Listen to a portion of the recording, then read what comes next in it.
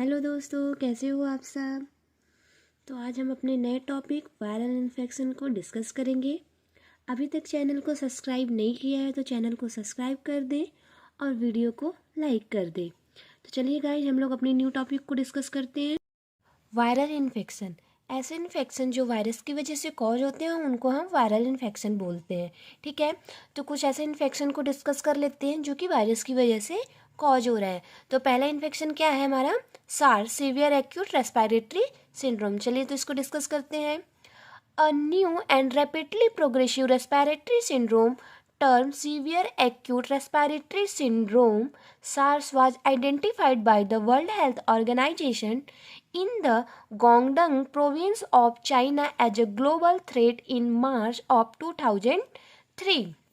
ठीक है guys, severe acute respiratory syndrome is a viral respiratory illness. ठीक है, एक respiratory illness होता है caused by a coronavirus called SARS associated corona virus, SARS CoV. ठीक है, ये डिजीज सार्स कोव वायरस की वजह से कॉज होती है, जिसको सबसे पहले WHO ने मार्च 2003 में चाइना के गोंगडंग सिटी में आइडेंटिफाई किया था। ये रैपिडली प्रोग्रेसिव डिजीज़ है, सेपरेट बहुत ही जल्दी होती है, इसीलिए कुछ ही महीनों में 30 कंट्रीज इस डिजीज़ से अफेक्ट हुई और 21 सेंचुरी में फर्स्ट पेंडेमिक कंडीशन इस डिजीज़ की वजह से हुआ।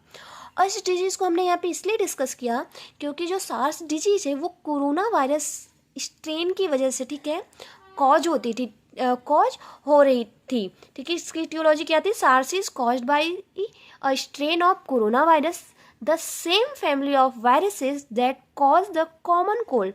इस फैमिली की जो वायरसेस थी वो कॉमन कोल्ड कॉज करती थी। ठीक है, प्रीवियसली ये जो वायरस थी, जो सार्स वायरस, ठीक, कोरोना वायरस की फैमिली की जो वायरसेस थी ये बहुत ही ज़्यादा डेंजरस नहीं होती थी। ठीक है, स्पेशली ह्यूमन पे ये बहुत ही ज़्यादा डेंजरस नहीं होती थी, बट एनिमल्स पे बहुत ही ज़्यादा इफ़ेक्ट शो करती थी, सीवियर डिजीज़ कॉज करती थी।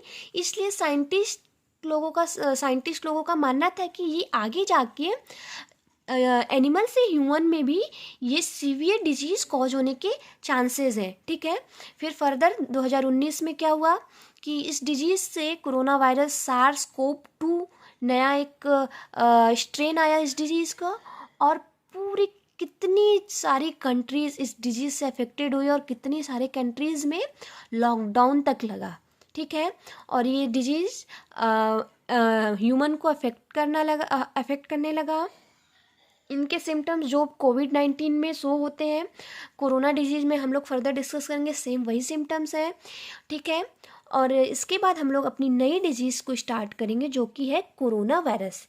ठीक है, इससे पहले हमने इस डिजीज़ को इसलिए पढ़ा क्योंकि कोरोना वायरस जिस वायरस की वजह से होता है, जिस फैमिली से है, उसी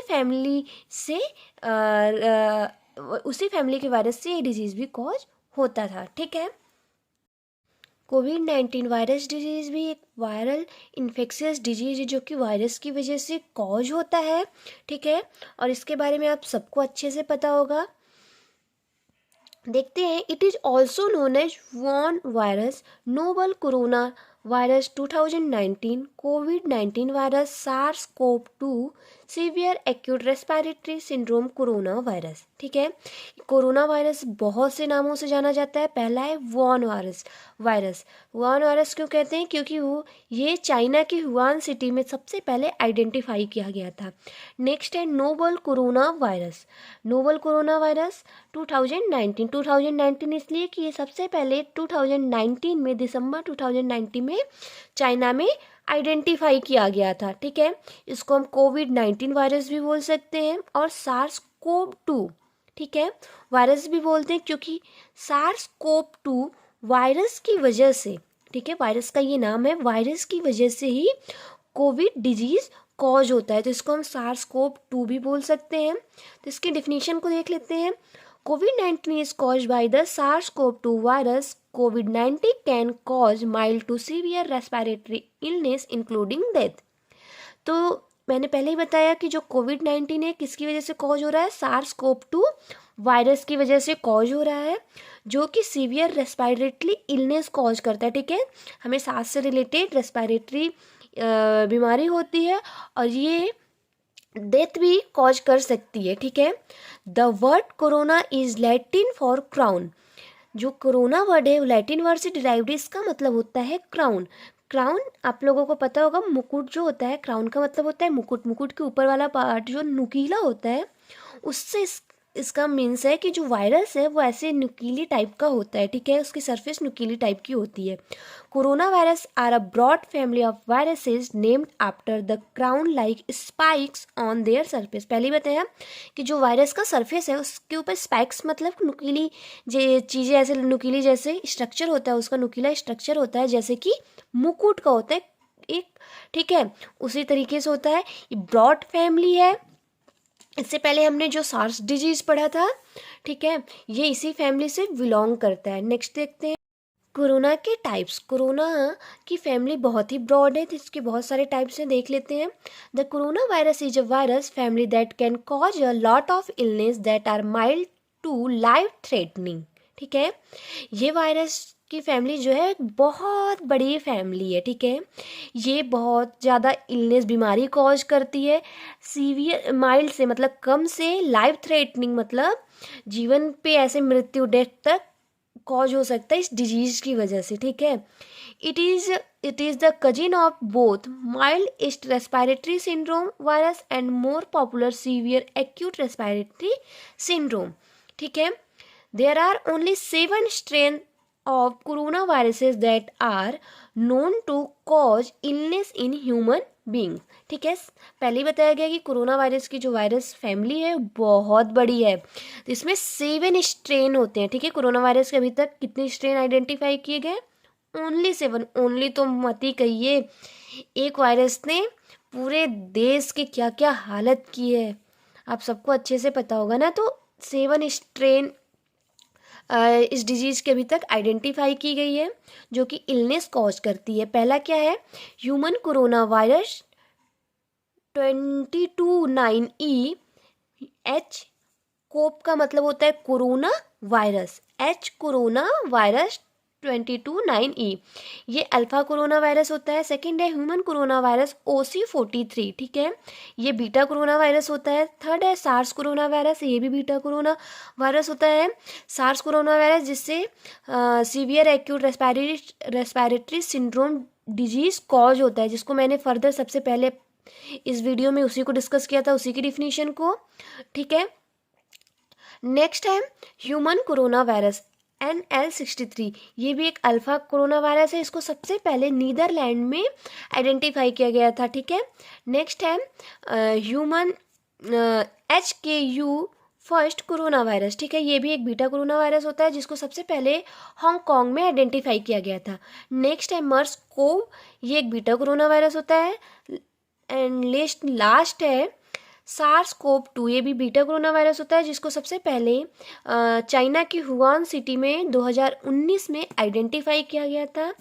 इस डिजीज़ की वजह से बहुत सारे लॉकडाउन लगे थे। अगर आप लोग डिप्लोमा में होंगे या बैचलर में होंगे तो इस डिजीज़ की वजह से 10th 12th में प्रमोटेड तो ज़रूर होंगे। ये डिजीज़ को आप कभी भूल नहीं सकेंगे।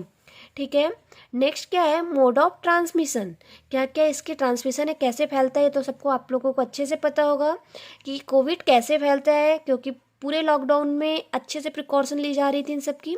फिर भी डिस्कस कर लेते हैं। पहला क्या है, एक पर्सन से दूसरे पर्सन में कैसे फैलेगा?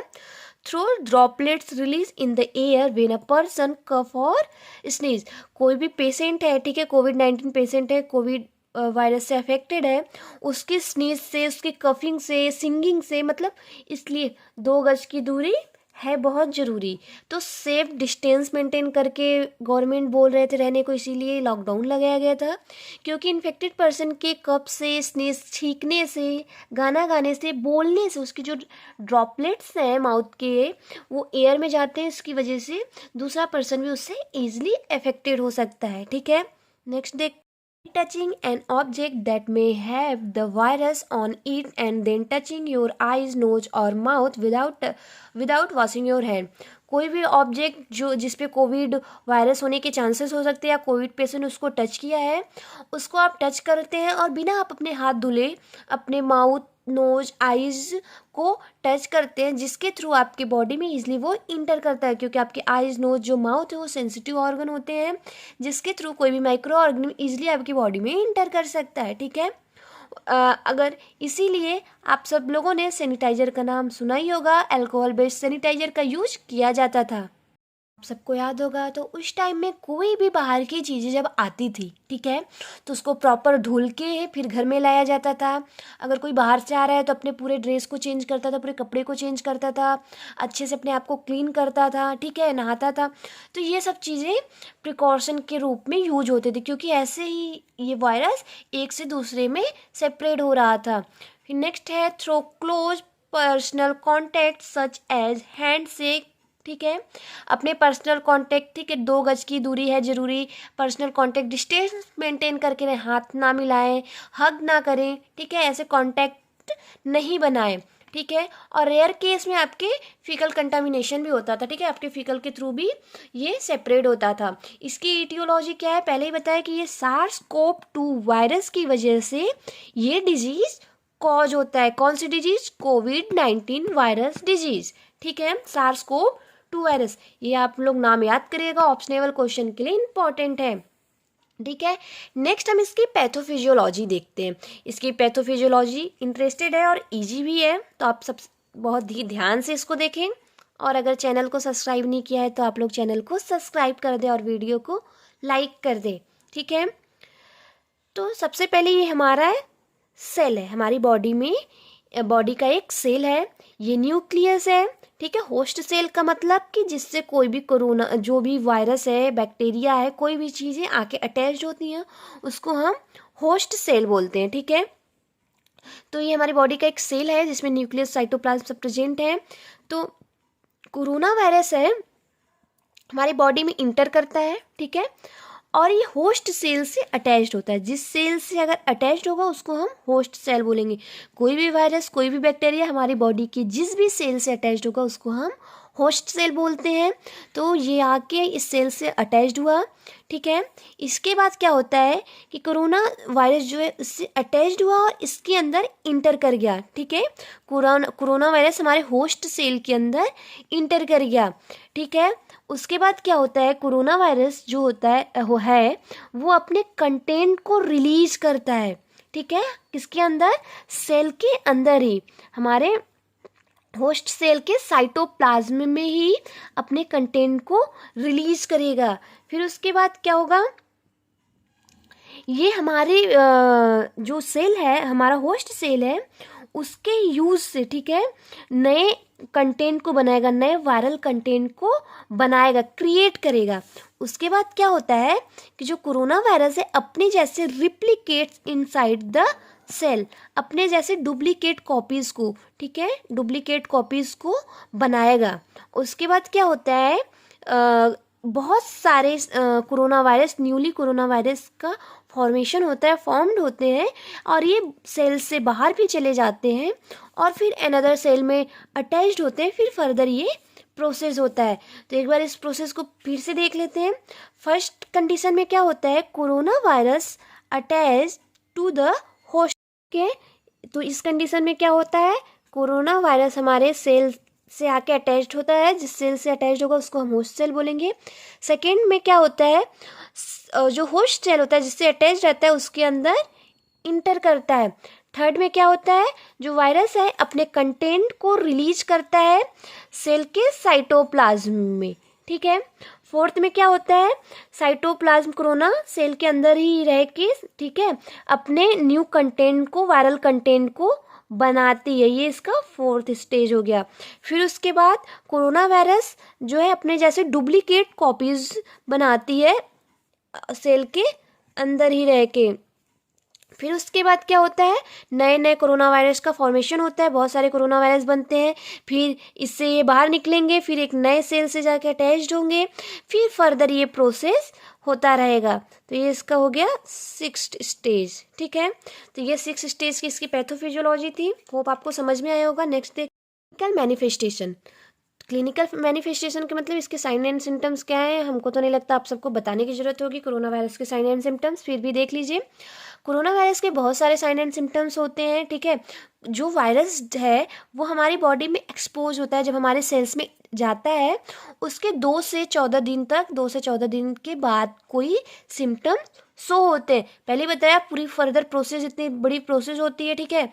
तो 2 से 14 दिन लग जाते हैं उसके अपने सिम्टम्स शो होने में, और 2 से 14 दिन जब कोई भी वायरस बॉडी में इंटर करता है, ठीक है, सेल से जाके अटैच होता है, फिर जब तक सिम्टम्स शो नहीं होता, ठीक है, जब तक सिम्टम्स शो नहीं होते उस बीच की जो पीरियड्स हैं उनको हम इंक्यूबेशन पीरियड बोलते हैं। This time after exposure and before having symptoms is called the incubation period. Body में वायरस इंटर हुआ, ठीक है, उसके 2 से 14 दिन बाद सिम्टम्स शो होते हैं। तो इंटर होने के बाद और सिम्टम्स शो होने के जो पहले की टाइम बीच का टाइम होता है उसको हम इंक्यूबेशन पीरियड बोलते हैं, ठीक है। कुछ नॉर्मल जो कॉमन साइन एंड सिम्टम्स क्या होते हैं कोरोना वायरस की, फीवर होगा, कफ होगी और बहुत ज़्यादा थकान होगी, ठीक है।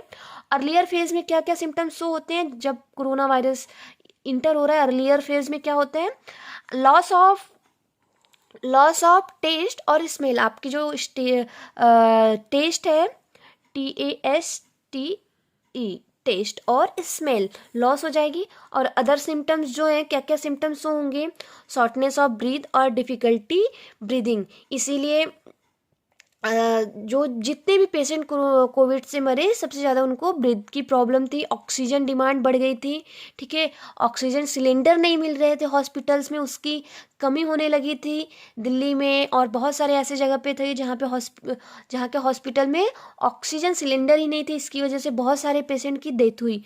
ऑक्सीजन सिलेंडर की ज़रूरत कब पड़ती है, सांस लेने में जब इंसान को प्रॉब्लम होता है, ब्रीदिंग में प्रॉब्लम होती है, तो उसको ऑक्सीजन मास्क लगाया जाता है, ऑक्सीजन सिलेंडर लगाया जाता है कि वो प्रॉपरली सांस ले सके, ठीक है।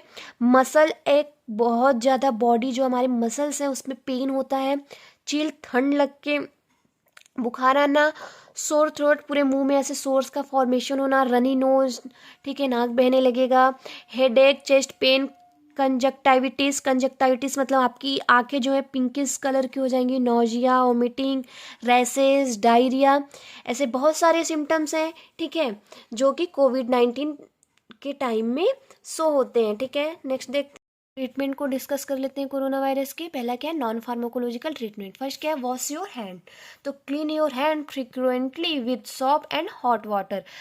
सॉप से, साबुन या हैंड वॉश किसी और गर्म पानी से आप अपने हाथ को धुलें, या अल्कोहल बेस्ड सैनिटाइजर का यूज करें, ठीक है।